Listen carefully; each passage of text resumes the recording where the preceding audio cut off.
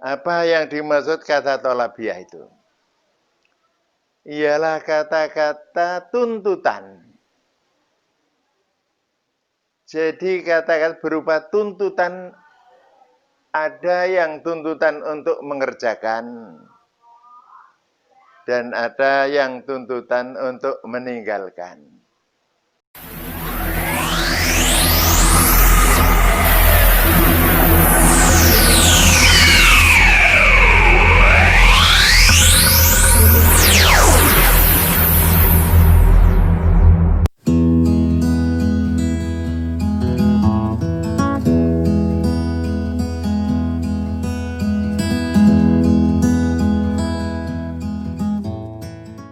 Assalamualaikum warahmatullahi wabarakatuh. Pemirsa yang kami hormati, pada hari ini adalah pertemuan yang ketujuh. Pertemuan yang ketujuh ini, saya akan menyampaikan dua perkara, yaitu masalah amr dan nahi. Sebelum saya sampaikan, baiklah perlu diketahui oleh pemirsa bahwa isi Al-Quran maupun hadis atau perkataan kita setiap hari-hari ini, setiap hari-harinya tidak lepas dari kata-kata tolabiyah dan kata-kata khobariyah. Apa yang dimaksud kata tolabiyah itu? Ialah kata-kata tuntutan. Jadi kata-kata berupa tuntutan, ada yang tuntutan untuk mengerjakan dan ada yang tuntutan untuk meninggalkan. Jadi tidak lepas, bagaimanapun isi kata-kata setiap hari, tapi pasti tidak lepas dari kata-kata tolabiyah dan khobariyah. Sekali lagi saya ulangi, kata tolabiyah itu adalah kata-kata tuntutan. Tuntutan itu ada dua, tuntutan mengerjakan dan tuntutan meninggalkan. Adapun kata-kata khobariyah itu tidak berisi tuntutan, baik tuntutan mengerjakan ataupun tuntutan meninggalkan, tidak. Hanya merupakan berita, pemberian tahu. Sekarang, mari kita jelaskan. Tuntutan mengerjakan itu disebut amr atau doa atau iltimas. Nah, tuntutan meninggalkan juga ada yang disebut nahi, doa dan iltimas. Nah, apa bedanya antara amr, doa dan iltimas? Perlu saya sampaikan. Amr itu ialah tuntutan dari atas ke bawah, itu amr. Tuntutan mengerjakan dari atas ke bawah, dari Allah kepada hambanya, dari Nabi Muhammad kepada umatnya. Nah, ini amr, karena datangnya tuntutan mengerjakan dari atas ke bawah. Contoh, wa aqimus shalah wa atuz zakah. Itu dari Allah kepada hambanya. Maka itu disebut amr. Wa ati'ullah wa ati'ur rasul. Juga amr. karena tuntutan dari Allah dan ditujukan kepada hambanya. Atau tuntutan dari Nabi Muhammad kepada umatnya. Contohnya, Sallu kama ra'aitumuni usolli. Sholatlah kamu sekalian seperti saya sholat.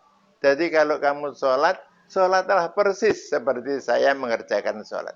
Itu tuntutan Nabi kepada umatnya. Dari atas ke bawah. Disebut amr. Dan banyak sekali. Itu tuntutan dari Nabi kepada umatnya. Kemudian tuntutan mengerjakan yang disebut doa. Yang disebut doa itu adalah sebaliknya. Tuntutan mengerjakan dari bawah ke atas. Nah, seperti ini. Jadi tuntutan dari bawah ke atas. Minal adna ilal a'la. Contohnya, tuntutan dari hamba Allah kepada Allah. Loh, wong manusia kok menuntut Allah? Nah, itu tidak disebut amr, tapi disebut doa. Contohnya, Rabbana atina fid dunya hasanah wa fil akhirati hasanah wa qina adzabannar. Ya Allah, berikanlah saya kebaikan di dunia dan akhirat. Karena datangnya dari hambanya kepada Tuhannya Allah, maka itu jangan disebut amr. Maka disebut doa. Namanya permohonan. Banyak. Rabbana hablana min azwajina wa dzurriyyatina qurrata a'yun waj'alna lil muttaqina imama. Itu tuntutan mengerjakan dari bawah ke atas. Maka itu disebut doa atau permohonan. Jadi sebaliknya amr. Suatu contoh, kita menuntut kepada Allah. Wa adkhilnal jannata ma'al abror. Ya Allah, masukkanlah kami berta orang yang baik-baik. Itu permohonan, bukan kami merintah kepada Allah. Wah, Allah sudah saya perintah agar saya dimasukkan surga. Salah, itu hanya permohonan karena dari bawah ke atas. Nah, sekarang tuntutan meninggalkan juga dibagi dua, dibagi tiga. Yaitu tuntutan meninggalkan dari atas ke bawah. Nahi. Jadi tuntutan meninggalkan dari atas ke bawah. Dari Allah kepada hambanya. Nahi. Suatu contoh. Rabbana la tu'akhidna. Dari atas ke bawah. Umpama. Wala takrabuz zina. Janganlah kamu dekat-dekat berbuat zina. Ini tuntutan Allah supaya meninggalkan zina. Yang dituntut adalah hambanya. Nah, itu disebut nahi. Wala tufsidu fil ard. Jangan engkau membuat kerusakan di bumi. Ini adalah tuntutan Allah agar hambanya meninggalkan berbuat kerusakan. Nah, disebut nahi. Kemudian, Kalau tuntutan meninggalkan dari bawah ke atas, nah disebut doa. Contohnya kita menuntut kepada Allah. Rabbana la tu'akhidna in nasina au akhtana. Ya Allah, jangan sekali-kali engkau menyiksa kami, apabila kami salah atau lupa. Itu jangan diartikan Allah sudah saya larang menyiksa saya kalau saya lupa atau salah. Itu salah. Karena tuntutan dari bawah ke atas, maka itu disebut doa, hanya permohonan. Banyak. Rabbana la taj'alna ma'al qaumidz zalimin. Ya Allah, janganlah engkau jadikan kami berkumpul bersama-sama orang yang zalim. Nah, itu namanya doa juga. Sekarang apa itu tuntutan meninggalkan atau tuntutan mengerjakan tapi sejajar, tasawi. Tasawi sejajar. Teman menuntut kepada temannya mengerjakan. Contohnya A teman dengan B. A minta B belikan saya bakso umpamanya. Nah, itu bukan amr, bukan doa, tapi iltimas. Iltimas. Atau tuntutan meninggalkan. Hei teman-teman, jangan engkau gaduh. Nah, ini tuntutan meninggalkan karena sejajar tasawi. Dari teman-teman. Maka itu tidak disebut amar atau tidak disebut doa, tapi iltimas. Itu bedanya. Nah, jadi Anda sudah bisa membedakan tuntutan mengerjakan itu ada 3 macam amar, ada doa, ada iltimas. Tuntutan meninggalkan pun ada 3 macam. Nahi, doa, dan iltimas. Sekarang, mari kita mempelajari masalah amr.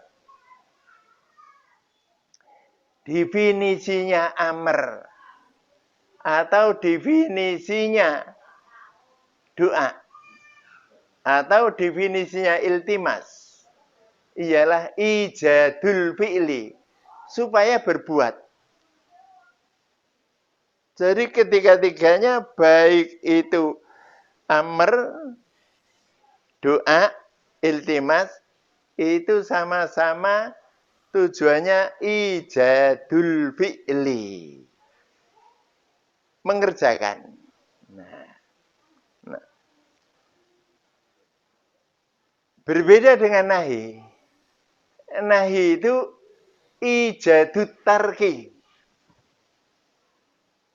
Jadi untuk meninggalkan, tuntutan meninggalkan itu, yang nahi itu tujuannya ijadut tarki.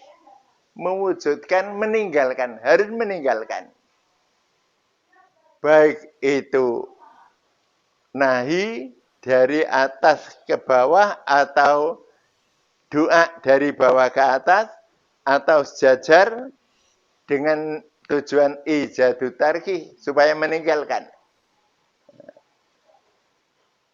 Itu semua adalah disebut nahi ijadut tarki. Tolabiyah meninggalkan. Nah, sekarang amr itu kebanyakan dengan menggunakan kata-kata apa? Ini perlu Anda ketahui. Kebanyakan amr itu menggunakan fi'il amar. Jadi kalau kata-kata berupa menggunakan fi'il amar, itu tandanya amar, perintah. Ijadul fi'li. Ijadul fi'li disuruh mengerjakan. Contohnya, aqimus shalah wa atuz zakah. Fi'il amar. Kulu washrobu. Nah, pakai fi'il amar. Atau menggunakan fi'il mudhari'. Tapi digandeng dengan lam amr. Lam amr itu lam yang sukun. Contohnya yaksha. Kemudian diberi al. Diberi lam. Wal yaksha. Supaya takut. Nah, ini termasuk amr. Meskipun menggunakan fi'il mudhari'. Kalau tadi jelas fi'il amar itu. Ini fi'il mudhari'. Tapi ada lam amr. Lam sing maknane merintah. Wal yattaqillaha rabbah. Hendaklah takut kepada Tuhannya. Ini berarti perintah. Meskipun dengan menggunakan fi'il mudhari'. Mergo ono alnya. Wal takum minkum ummatun yad'una ilal khair. Hendaklah ada di antara kamu orang-orang yang amar ma'ruf nahi munkar. Perintah itu meskipun menggunakan fi'il mudhari'. Kemudian ada yang langsung menggunakan lafal amaro. Ini sudah jelas. Berarti itu perintah. Contohnya, innallaha ya'murukum bil adli wal ihsan wa ita'i dzil qurba wa yanha 'anil fahsya. Ini jelas itu adalah perintah karena sudah menggunakan amaro. Atau innallaha ya'murukum an tu'addul amanati ila ahliya. Allah merintah kalian agar menjaga atau memberikan amanat kepada orang yang berhak. Nah, ini jelas amar. Nah,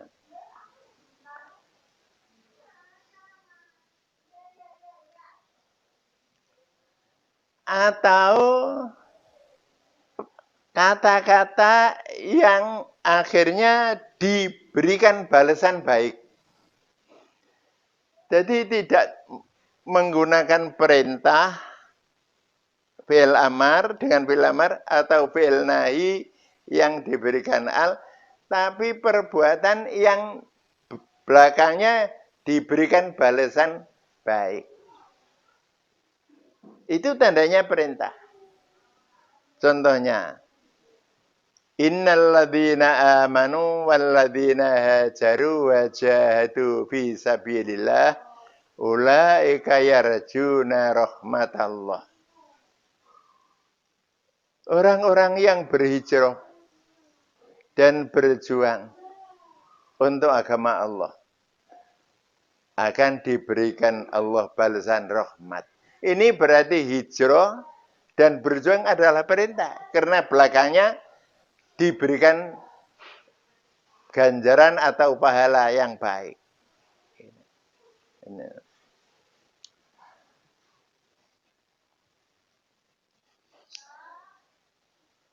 Kemudian, sekarang mari kita lanjutkan mengenai tuntutan meninggalkan.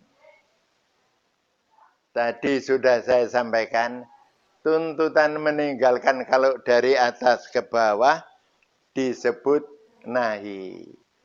Tapi kalau tuntutan meninggalkan itu dari bawah ke atas disebut doa. Tapi kalau tuntutan itu dari sesama, nah, disebut iltimas.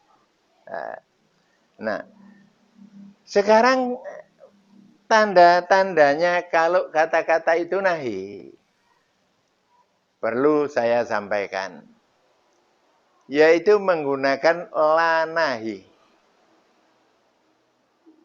La nahi itu maknanya jangan.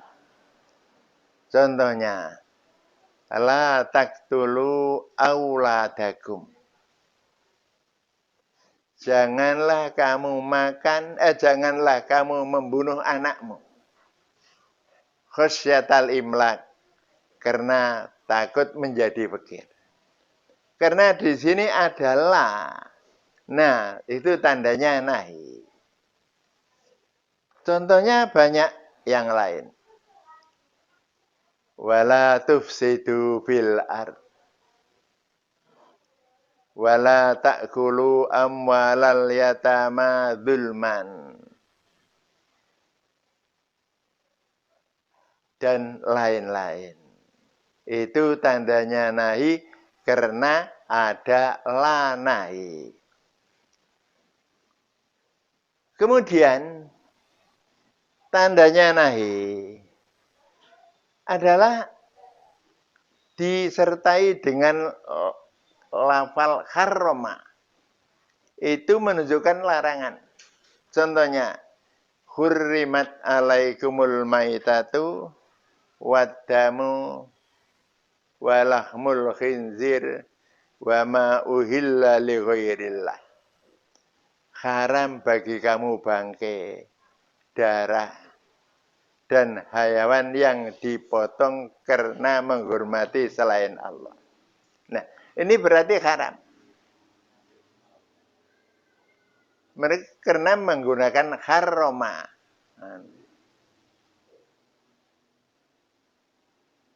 Kemudian di antara tanda-tanda haram lagi, ialah perbuatan yang belakangnya diancam oleh sanksi berat.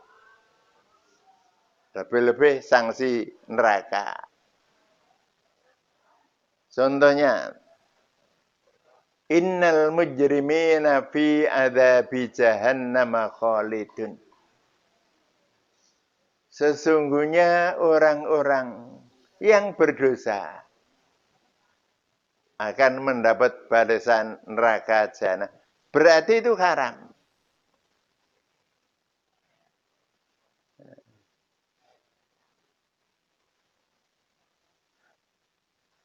Ada lagi dan banyak kata-kata yang di situ atau kata-kata yang menerangkan bahwa perbuatan itu di belakangnya akan mendapat siksa. Innal kafirina lahum adzabun alim. Itu berarti haram. Jadi setiap perbuatan yang belakangnya ada ancaman jelek, apa neraka, apa itu berarti perbuatan itu haram karena diikuti dengan ancaman. Pemirsa yang kami hormati,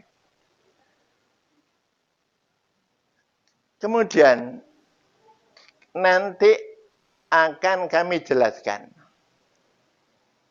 tentang amr. Amr itu hukumnya apa? Pertama, ini nanti. Kemudian amr itu harus dikerjakan berapa kali seumur hidup. Nah ini, nanti masalahnya ini.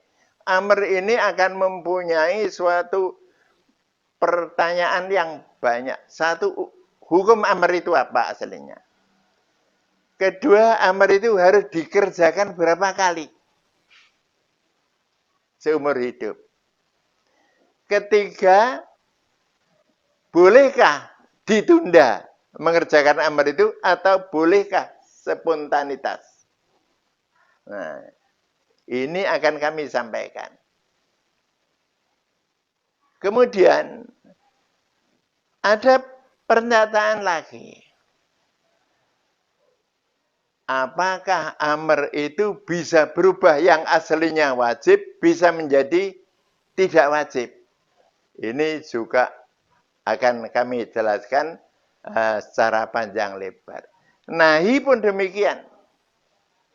Nahi itu juga ada pertanyaan.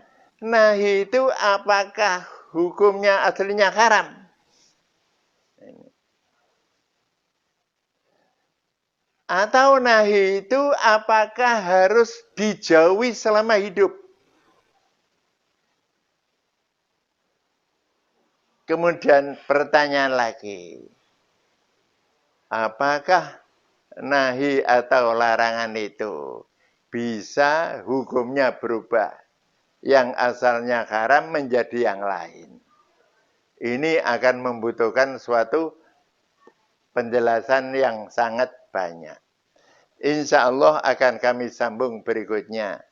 Dan untuk pertemuan yang ketujuh ini, kita cukupi sekian saja. Dan saya akhiri wassalamualaikum warahmatullahi wabarakatuh.